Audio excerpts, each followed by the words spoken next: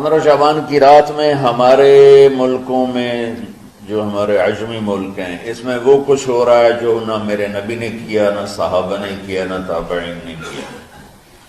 عجیب و غریب عبادات گھڑ لی ہیں، عجیب و غریب اس کے اعمال بنا لیے ہیں اپنی طرف سے، اور مسجدیں بھری ہوتی ہیں اور روشنیاں لگی ہوتی ہیں۔ ایسے لوگوں کی باتوں پہ نہ جائیں، کیونکہ شب برات کی اہمیت و فضیلت اور افادیت احادیث کریمہ، آثار صحابہ، نصوص محدثین و فقہا، اقوال اولیاء علماء سے ثابت ہے۔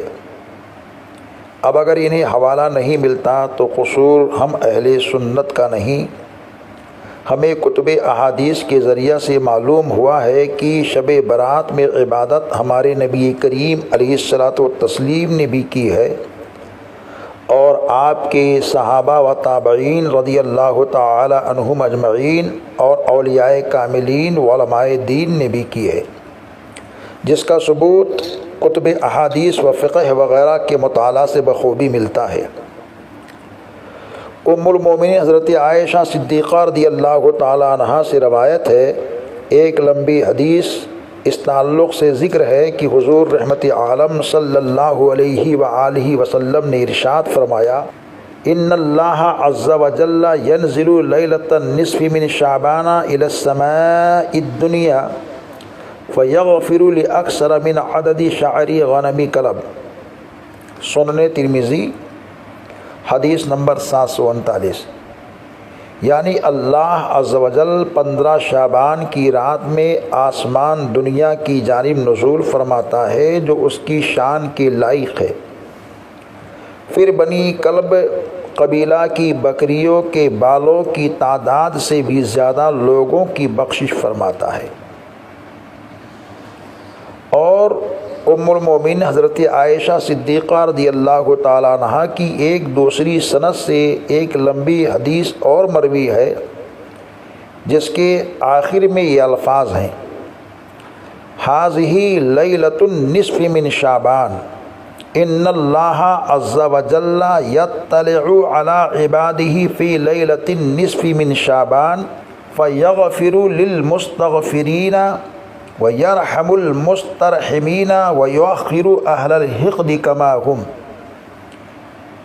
بیہقی حدیث نمبر 3554۔ یہ 15 شعبان کی رات ہے۔ اللہ عز و جل 15 شعبان کی رات میں اپنے بندوں پر توجہ یعنی خصوصی نظر رحمت فرماتا ہے، پس بخشش چاہنے والوں کی بخشش فرماتا ہے اور رحم چاہنے والوں پر رحم فرماتا ہے، اور کینہ و بغض رکھنے والوں کو ان کی حالت پر چھوڑ دیتا ہے۔ حضرت سیدنا ابو بکر صدیق رضی اللہ تعالیٰ عنہ سے روایت ہے، ان النبی صلی اللہ تعالی علیہ وسلم قال، ان اللہ عز وجل ينزل إلى السماء الدنيا في ليلة النصف من شعبان فيغفر فيها لكل بشر ما خلا كافرا أو رجلا في قلبه شحناء في رواية أخرى إلا رجلا مشركا أو في قلبه شحناء۔ حدیث شعب الایمان حدیث نمبر 3546۔ یعنی حضور نبی کریم علیہ الصلاۃ والتسلیم نے فرمایا کہ اللہ عز و جل شعبان کے مہینے کی نصف رات میں آسمان دنیا پر اپنی شان کے مطابق نزول فرماتا ہے، پھر اس رات میں ہر انسان کی مغفرت کا فیصلہ فرماتا ہے سوائے کافر یا اس آدمی کے جس کے دل میں بغض ہو، اور دوسری روایت میں ہے کہ سوائے مشرک کے یا جس کے دل میں بغض ہو۔ اور حضرت ابو بکر صدیق رضی اللہ تعالیٰ عنہ کی ایک روایت کے آخر میں الفاظ ہیں، فَيَغْفِرُ لِكُلِّ مُؤْمِنٍ إِلَّا الْعَاقَى وَالْمَشَاحِنِ۔ بیہقی حدیث نمبر 3548۔ یعنی شب برات میں ہر مومن کی مغفرت فرما دیتا ہے سوائے اس شخص کے جو والدین کے نافرمان ہیں اور کینہ پرور ہیں۔ حضرت علی مرتضیٰ رضی اللہ تعالیٰ عنہ سے روایت ہے کہ حضور صلی اللہ علیہ وآلہ وسلم نے ارشاد فرمایا، جس کے الفاظ یہ ہیں: قال رسول اللہ صلی اللہ تعالیٰ علیہ وسلم: اذا كانت لیلۃ النصف من شعبان فقوموا لیلہا وصوموا نہارہا۔ ابن ماجہ۔ حضور نبی کریم صلی اللہ تعالی علیہ وآلہ وصحبہ وسلم نے ارشاد فرمایا، جب شعبان کی 15ویں رات آئے تو رات کو عبادت کرو اور دن کو روزہ رکھو۔ اس طرح 10 دلیل القدر صحابہ کرام اور 3 تابعین رضی اللہ تعالیٰ عنہم اجمعین سے شب برات کی عظمت و رفعت اور اہمیت پہ کثیر احادیث مروی ہیں جو کتب احادیث میں درج ہیں۔ حضرت معاذ بن جبل رضی اللہ تعالیٰ عنہ سے روایت ہے، قال رسول اللہ صلی اللہ علیہ وسلم: من احیا اللیالی الخمیس وجبت لہ الجنہ، لیلۃ الترویہ، لیلۃ عرفہ، لیلۃ النحر، لیلۃ الفطر و لیلۃ النصف من شعبان۔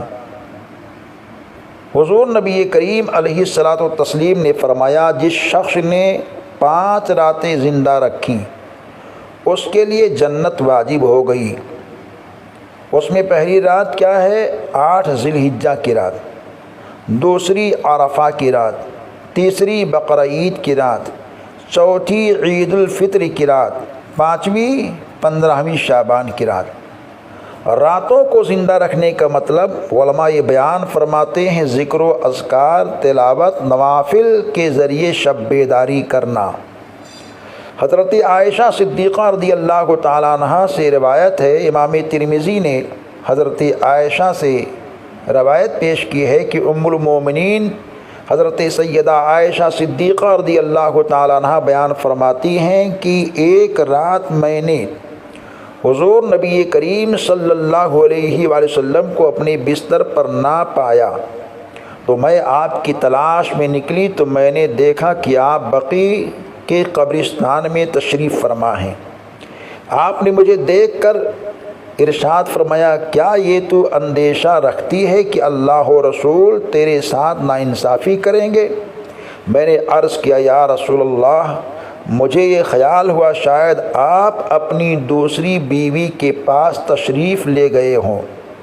آپ نے ارشاد فرمایا، اللہ تعالی شعبان کی 15ویں رات میں آسمان دنیا پر نزول فرماتا ہے اور قبیلہ بنو کلب کی بکریوں کے بالوں سے زیادہ لوگوں کی مغفرت فرماتا ہے۔ پتہ چلا 15ویں شعبان المعظم میں عبادت اور قبرستان میں حاضری یہ حضور صلی اللہ تعالی علیہ وآلہ وسلم سے ثابت ہے، اور حضور نے یہ کیا۔ جو کام حضور اقدس صلی اللہ تعالی علیہ وآلہ وسلم نے کیا ہو اور صحابہ نہ کیے ہوں، یہ ہو نہیں سکتا ہے۔ یہ سلسلہ حضور کے دور ظاہری سے چلا آ رہا ہے، اب تک ہو رہا ہے اور انشاءاللہ صبح قیامت تک ہوتا رہے گا۔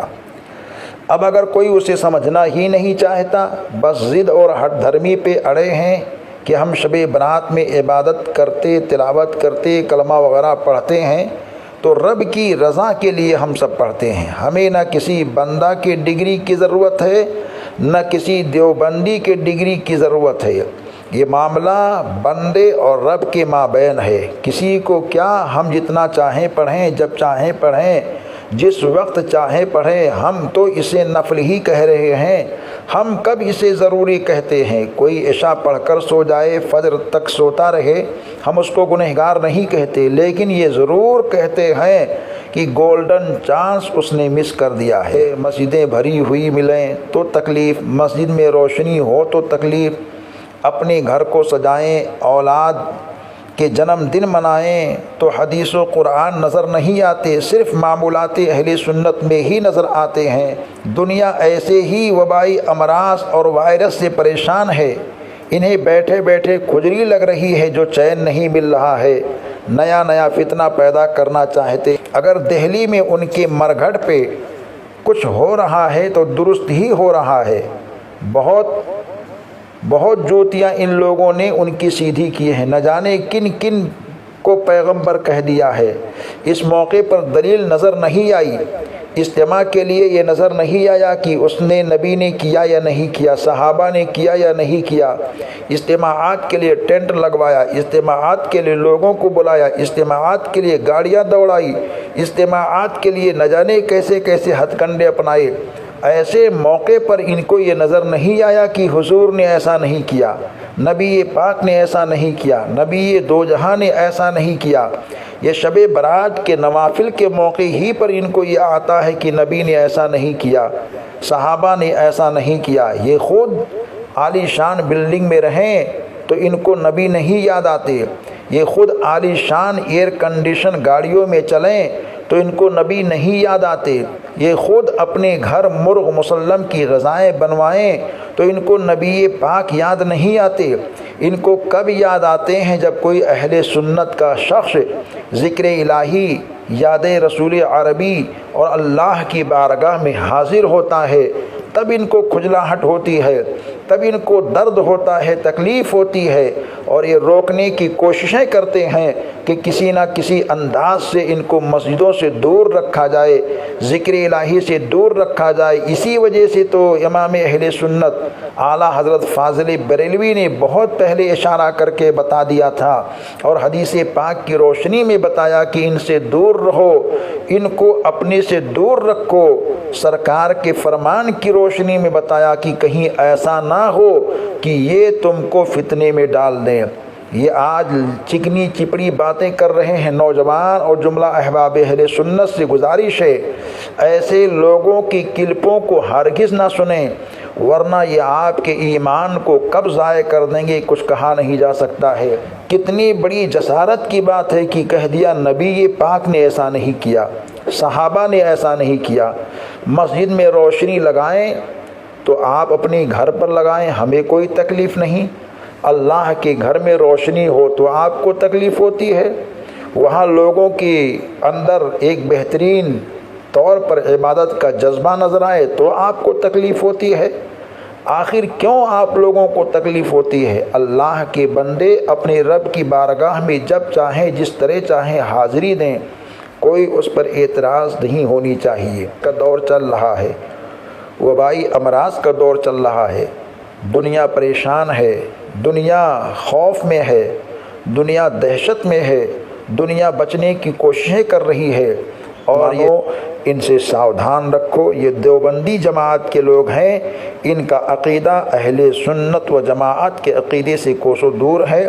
وائرس کے دور میں میں آپ تمامی حضرات سے یہ کہوں گا کہ شب برات کے موقع پر اپنے اپنے گھروں میں بیٹھ کر کے عبادت کریں، لوگوں کی بھیڑ بھاڑ سے بچیں، تنہائی اختیار کریں، اور اپنے آپ کو بھی محفوظ رکھیں، اپنے ملک کو بھی اس وبا سے محفوظ رکھیں۔ اللہ تعالی ہم سب کو صحیح طور پر عمل کرنے کی توفیق عطا فرمائے۔ السلام علیکم ورحمۃ اللہ۔